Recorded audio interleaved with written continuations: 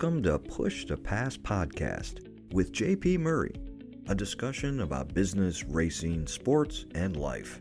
This podcast delivers insights on what makes businesses, teams, and people successful based on real-life business experiences. Following a career with America's largest associations, JP Murray founded the Murray Company, one of Washington, D.C.'s most successful consulting firms. The company was acquired successfully and enabled him to launch JP Murray Racing, a business development and sponsorship agency for auto racing teams. Here is JP.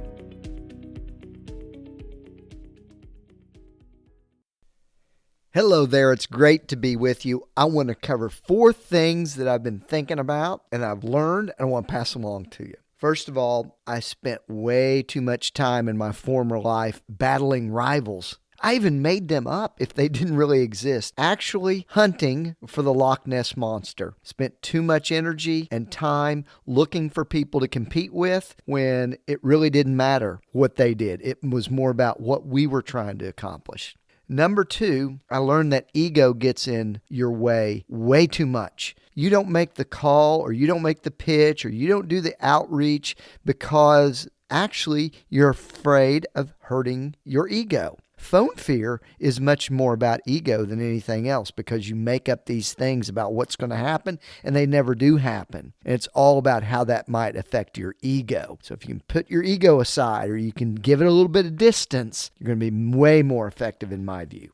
Number 3, improve listening but not active. You know, I read a lot about the value of listening and how the best leaders listen and all that stuff. And I got to be honest with you, the mouth is moving much more than my ears listen. But I tried to be intentional about it. But I did learn I listened. I got better at that, but I still didn't like what I heard, and I didn't really follow up on what people were telling me. So that's something I'm still working on, but improve listening. The more you can kind of continue to develop that skill, oh my gosh, it's going to pay dividends for you. And then the 4th thing I want to do is spend a little bit of time on unrealistic expectations and how I'm kind of trying to work on managing them a little bit better.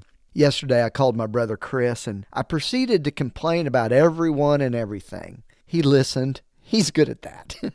And then I paused and I discovered that I really wasn't making anything any better. Not by the complaining, but also because of the expectations that I frankly just dumped on everybody else's yard. Expectations of others that often can be the origin of really discontent and taking away our happiness and joy. We get ourselves frustrated with the way other human beings are behaving, and often people that we don't even know or will never see again. Think of the person that cut you off, the person that you cut off on the road, and they flip you off or you flip them off. We have standards of each other that are totally unrealistic and of people that we don't even know, and we got to leave that aside.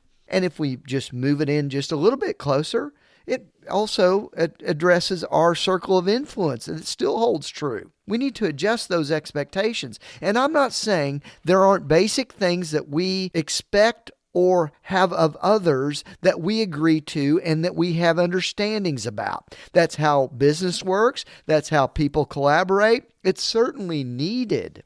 But what I'm trying to work on is this, keeping those expectations or those understandings from affecting my mindset, my joy, my happiness. I got to be free from that. And I'm thinking about this as I leave with you an original quote from my dad. Now that I think about it, I wish I'd have written a lot of these things down, but they're in my head now and I want to pass it along. Here's the quick story. I was complaining and he read back and we were talking on the phone. Oh my gosh, I miss those conversations. And he said, "You know what, son?" And I'm going to clean this up for you. He says, "You know what, son? If you've met more than one jerk today, maybe it's you." So I think about that in terms of expectations and getting my ego out of the way and being more active in my listening and not having a chip on my shoulder and making up battles and rivals and things like that. It's not helpful energy. Hope this is helpful to you. I can't wait to chat with you next week on the Push to Pass podcast. So long.